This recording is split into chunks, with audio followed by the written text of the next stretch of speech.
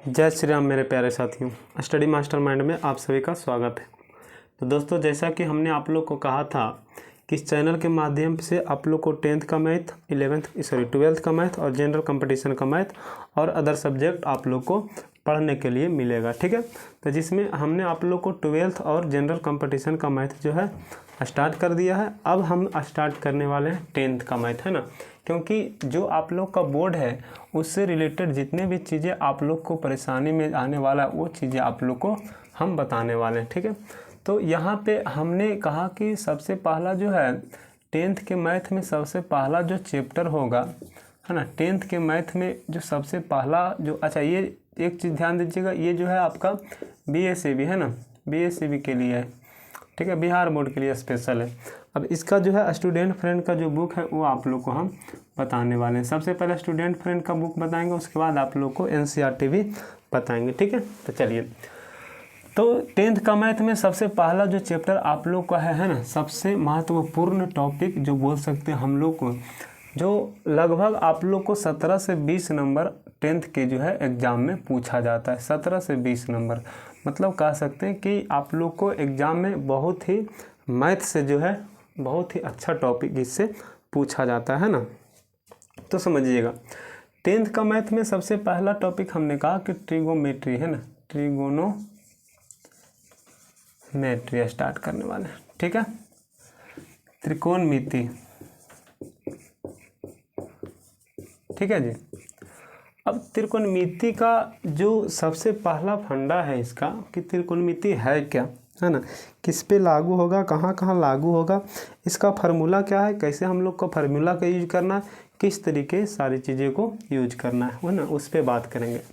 तो त्रिकोणमिति का मतलब हुआ त्रिकोणमिति, है ना, ट्री फिर गोनो फिर मेट्री। तो ट्रिगोनोमेट्री इसको 3 भागों में सबसे पहले तोड़ा जाता है ना। तो ट्री का मतलब हुआ 3, ये समझना, ट्री का मतलब हुआ 3 और गोनो का मतलब हुआ कोण और मेट्री का मतलब हुआ माप। त्रि मैंने 3, कोण मैंने कोण और मिति मैंने माप, मतलब 3 कोणों का माप ही क्या कहलाता है, त्रिकोणमिति कहलाता है।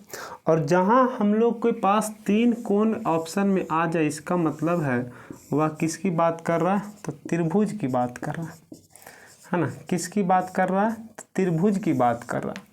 तो इससे एक चीज़ हम लोग को समझ में आया कि त्रिकोणमिति जो है त्रिभुज पे लागू होता है ज़्यादातर। ठीक है, अब ज़्यादातर त्रिकोणमिति जो है त्रिभुज पे लागू होता है, लेकिन एक चीज़ समझिएगा कि ये सभी त्रिभुज पे लागू नहीं होता है ना।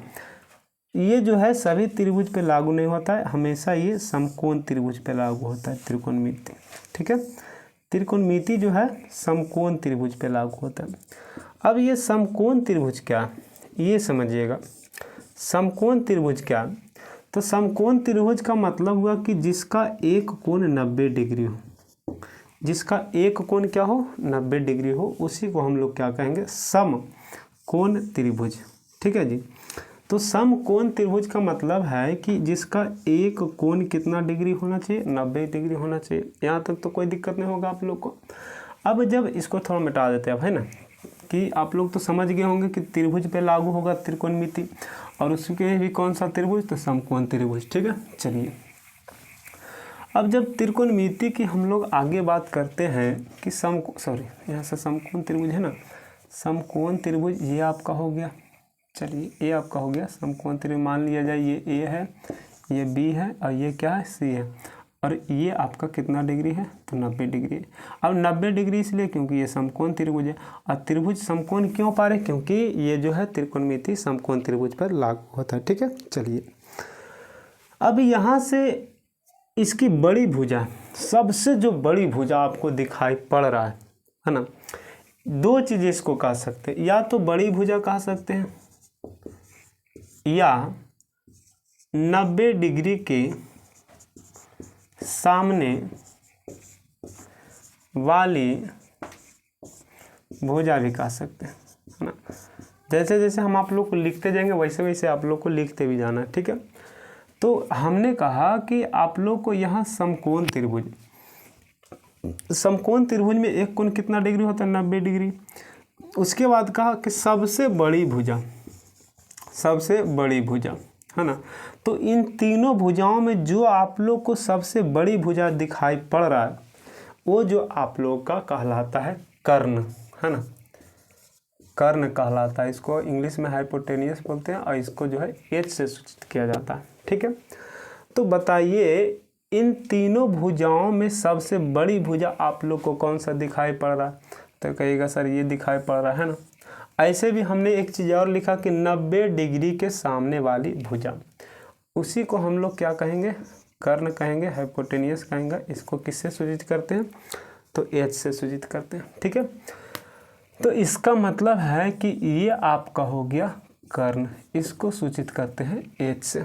ठीक है जी, अब समझिएगा, ये तो कर्ण हो गया 90 डिग्री के सामने वाला कोण, ठीक है, सॉरी भुजा। अब कर्ण के बाद यदि हम लोग बात करते हैं, दो और भुजाएं बच गई हैं, एक ये और एक ये। ठीक है, अब इसमें से एक आप लोग का लंब होता है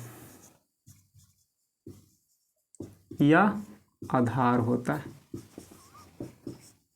आधार को बेस बोलते हैं, इसको बी से सूचित किया जाता है, और लंब को परपेंडिकुलर बोलते हैं, इसको पी से सूचित किया जाता है।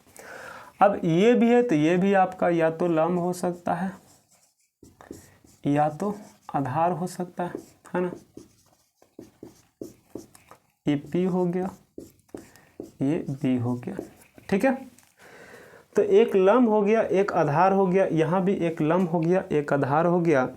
और एक जो कर्ण है, एक चीज़ हमेशा ध्यान दीजिएगा कि आपका जो त्रिकोणमिति है समकोण त्रिभुज का, इसमें कर्ण में कोई परिवर्तन नहीं होगा।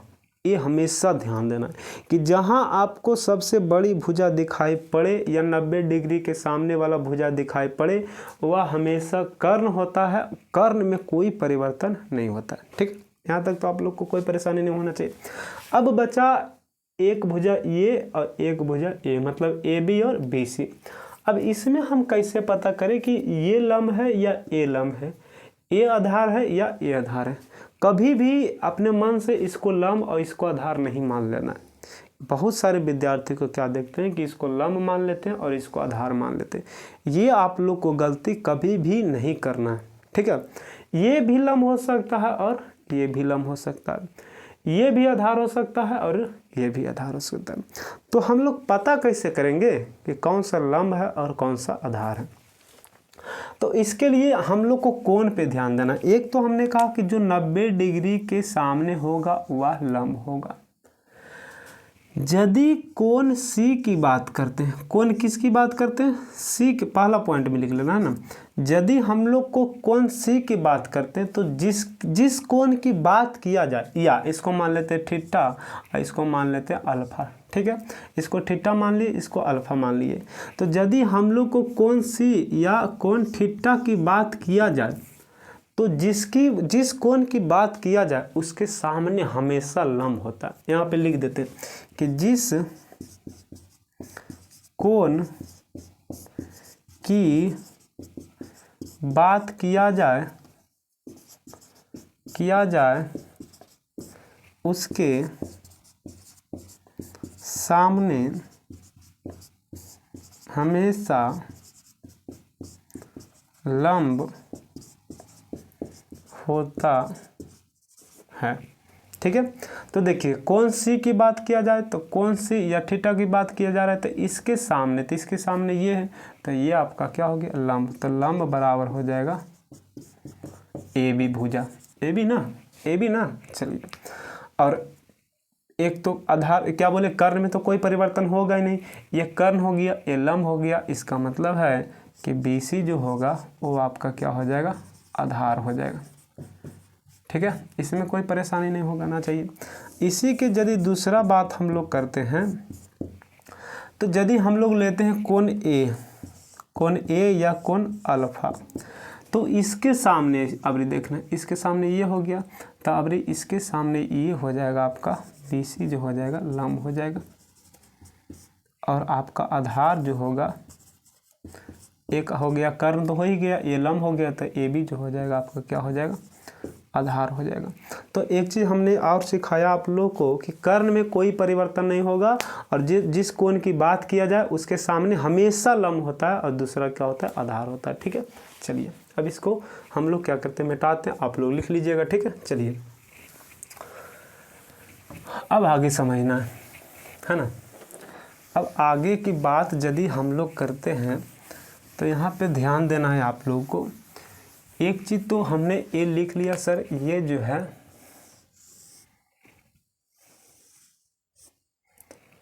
ए बी सी, ये हो गया 90 डिग्री।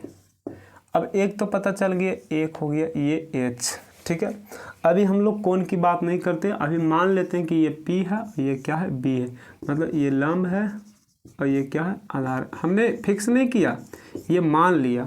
ठीक है, कि इसको हम लोग थीटा मान लेते हैं ना। अब इसके सामने ये लंब हो गया, ये हो गया क्या चीज़, आधार। तो ये हो गया। अब देखिएगा एक चीज़ जान, यदि समकोण त्रिभुज की पहचान की जाए तो दो तरीके से पहचान होगा। एक तो कोण के आधार पे, कोण का मतलब हो गया एक कोण कितना डिग्री होना चाहिए, 90 डिग्री। यदि हम लोग भुजा के आधार पे इसकी पहचान करें तो भुजा की आधार पे जब हम इसको पहचान करेंगे तो इसका जो भुजा हमेशा जो होता है कर्ण, है ना, कर्ण का वर्ग, कर्ण का स्क्वायर बराबर होना चाहिए लंब का स्क्वायर और आधार का स्क्वायर के योग के बराबर होना चाहिए। ये भी एक चीज़ ध्यान देना है कि यदि मान लिया जाए एक दे दे 3, एक दे दे 4 और एक दे दे 6 और पूछे बताइए ये क्या आपका समकोण त्रिभुज है, तो इसकी पहचान क्या करेंगे कि जो दो छोटी भुजाएं, हमने क्या कहा था कि सबसे बड़ी भुजा हमेशा कर्ण होता है, तो दो छोटी भुजाओं के वर्ग का योग बड़ी भुजाओं के वर्ग क्या होना चाहिए, बराबर होना चाहिए। तो बड़ी भुजा क्या है, 6 है, तो 6 का स्क्वायर 6 6 36, सॉरी यहाँ से फिर 3 का स्क्वायर और प्लस 4 का स्क्वायर, तो यहाँ करेंगे 6 6 36 बराबर 3 3 9 प्लस 4 4 16, 36 बराबर बताइए 25। दोनों बराबर आया तो नहीं आया, तो जब ये नहीं आया तो इसका मतलब ये समकोण त्रिभुज नहीं है। तो हमने कहा कि समकोण त्रिभुज की पहचान दो तरीके से कर रहे हैं। एक तो कोण के आधार पे, कोण के आधार के मतलब क्या हो गया, एक कोण 90 डिग्री होना चाहिए। दूसरा क्या, भुजा के आधार पे, तो भुजा के आधार का मतलब क्या बोले कि सबसे बड़ी भुजा का योग अन्य दो छोटी भुजा के, सबसे बड़ी भुजा का वर्ग अन्य दो छोटी भुजा के वर्गों के योग के क्या होना चाहिए, बराबर होना चाहिए। ये चीज़ तो समझ में आ गया। तो एक आपका ये फार्मूला निकल गया कि कर्ण स्क्वायर बराबर लंब स्क्वायर प्लस आधार स्क्वायर। अब इसमें क्या करेगा देखिएगा, तो इसका मतलब हो गया एच स्क्वायर बराबर P square plus B square. अब इसमें क्या करेगा कि कोई दो मान दे देगा, ठीक है, कोई दो मान दे देगा, तीसरा मान निकालने के लिए कहा जाएगा। जैसे कह देगा कि p बराबर दे दिया 3 और b बराबर दे दिया 4, तो कहेगा h का मान बताइए। ठीक है, या p बराबर इतना दे दिया, b बराबर ये दे दिया और पूछ देगा b बराबर पूछ देगा और h बराबर दे देगा, ऐसे भी कर सकता है। तो इसमें बहुत सारा फार्मूला की आवश्यकता नहीं है। इसमें आप फार्मूला बनाइएगा तो इसको 10 तरीके से बन जाएगा। अब कैसे बनेगा, चलिए पहले फार्मूला आप लोग को बता देते हैं। अब कहेगा सर यहाँ से यदि एच स्क्वायर बराबर, तो देखिए कहेगा यहाँ पे आप लोगों की बताइए लंब स्क्वायर बराबर क्या होगा, तो लंब स्क्वायर बराबर हो जाएगा कर्ण स्क्वायर, ये प्लस है होकर जाएगा क्या माइनस आधार स्क्वायर, है ना। कहेगा कि लंब बराबर क्या होगा, तो यहाँ से स्क्वायर इधर रूट हो जाएगा, तो मतलब H square minus B square. तो इस पे फार्मूला यदि आप बनाइएगा तो बहुत सारा बन जाएगा। तो हम लोग को टोटल फार्मूला पे ध्यान नहीं देना है, ठीक है।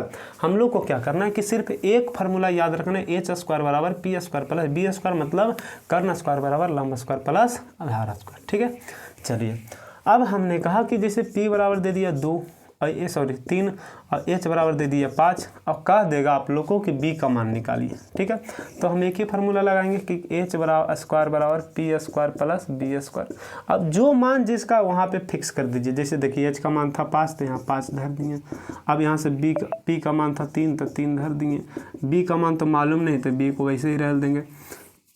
5 का स्क्वायर 5 5 25, 3 का स्क्वायर 3 3 9 प्लस बी स्क्वायर, ये प्लस इधर आकर माइनस होगा, बी स्क्वायर बराबर हो जाएगा 25 माइनस 9, बी स्क्वायर बराबर हो जाएगा आपका 16, बी बराबर हो जाएगा √16 होगा तो कितना हो जाएगा 4 हो जाएगा। इस तरीके से आप बना सकते हैं। ठीक है, तो एक फार्मूला ये हो गया। अब इसी से आप लोग को सब चीज़ निकालना, इसमें 10 फार्मूला याद करने की आवश्यकता नहीं है।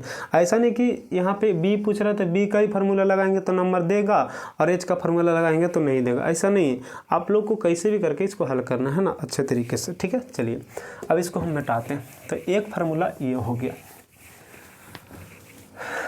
अब समझिएगा, यहाँ से आप लोगों को क्या करता है कि बहुत सारे फार्मूले दे देते हैं, है ना।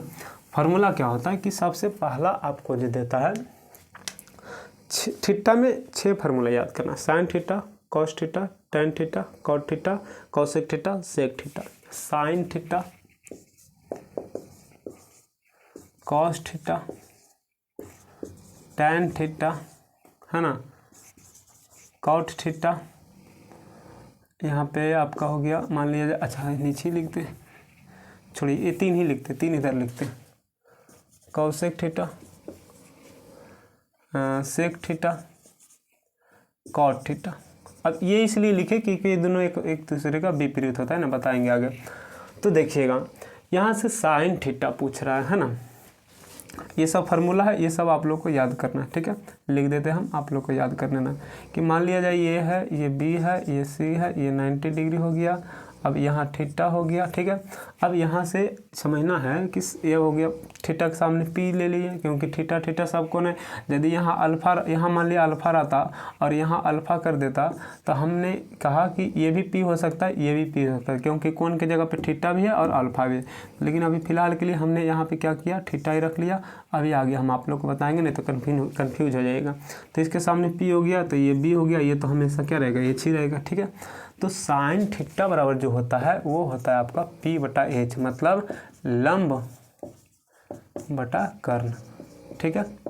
अब कॉसेक थीटा जो होता है इसी का उल्टा होता है, इसी का उल्टा का मतलब हो गया एच बटा पी, मतलब हो गया आपका कर्ण बटा लंब, ठीक है। अब यहाँ कॉस थीटा जो होता है बी बटा एच, बी बटा एच का मतलब है आधार बटा कर्ण। इसी का सेक कौसेक, सॉरी कॉस का उल्टा क्या होता है, सेक, तो हो जाएगा आपका सेक थीटा बराबर होता है एच बटा बी और इसका हो जाएगा कर्ण बटा आधार, ठीक है। टेन थीटा बराबर होता है पी बटा बी, पी बटा बी का मतलब हो गया लंब बटा आधार। अब इसी का उल्टा होता है कॉट, तो कॉट थीटा हो जाएगा बी बटा पी, मतलब आधार और बटा लंब, ठीक है। ये इतना फार्मूला हो गया। 4-5-6 फार्मूला और देता है, उसको भी लिख देते हैं। इसमें देता क्या होता क्या है कि sine theta into cosec theta बराबर होता है 1। ये होता नहीं, ये इसी से निकाला गया, नहीं तो देखिए इन दोनों को गुना कीजिए।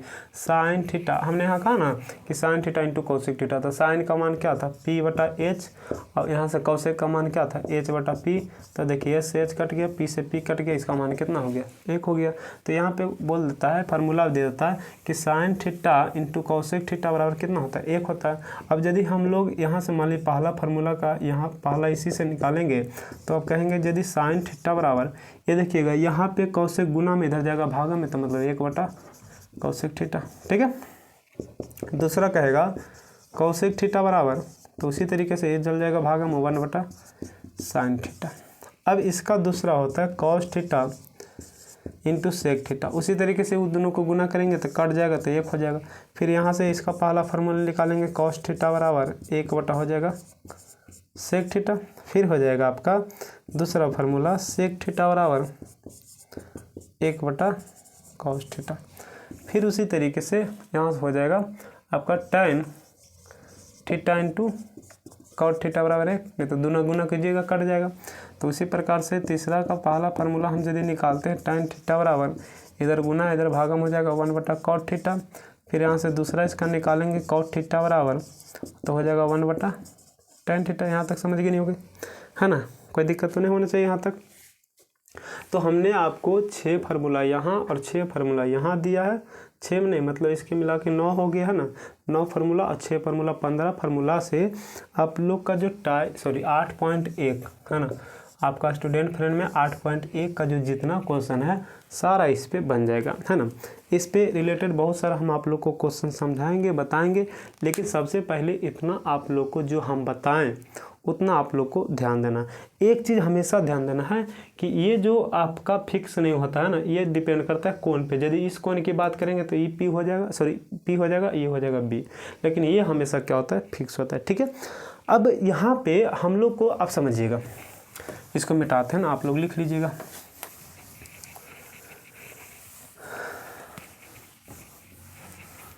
चलिए ध्यान दीजिएगा,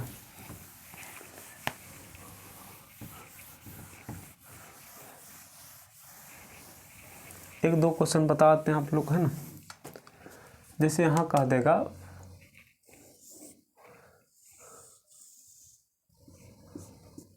ए है, बी है, सी है, 90 डिग्री है, यहाँ दे दिया 5, यहाँ दे दिया 4, यहाँ दे दिया 3, यहाँ दे दिया अल्फ़ा, यहाँ दे दिया बीटा, ठीक है।